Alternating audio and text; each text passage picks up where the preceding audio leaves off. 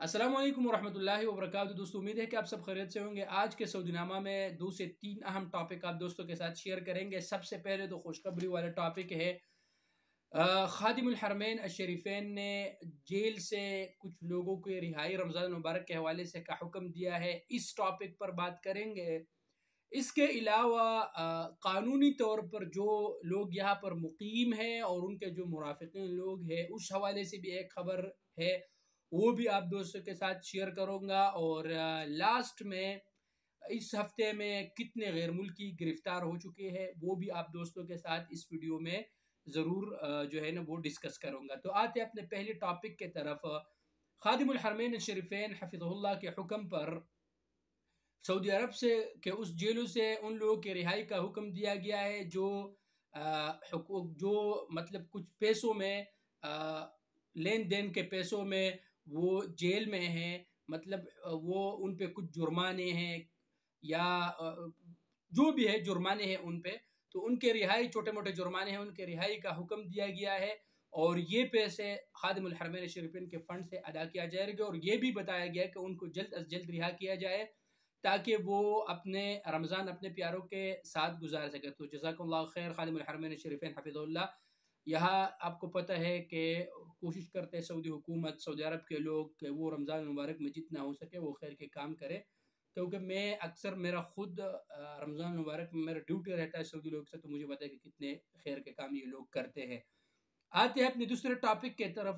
قانونی طور پر جو لوگ یہاں پر ویزوں پر مقیم ہے، فیملی ویزوں پر مقیم ہے، پرماننٹ جو ویزا ہوتا ہے، اور ان کے ماتحت جو لوگ ہیں مرافقین، آپ لوگ مجھے کہے گا، میں اس پہ ایک ویڈیو تفصیل سے بناؤں گا کہ مرافقین کا کیا ہوتے ہیں اور تابعین کیا ہوتے ہیں، یعنی جو 18 سال سے نیچے ہے اس کو کیا کہتے ہیں، جو 18 سال سے اوپر ہے اس کو کیا کہتے ہیں۔ اس پہ میں تفصیل سے، اگر آپ لوگوں کو چاہیے آپ مجھے کمنٹ سیکشن میں ضرور بتائے گا، اس پہ انشاءاللہ ایک ویڈیو میں بناؤں گا۔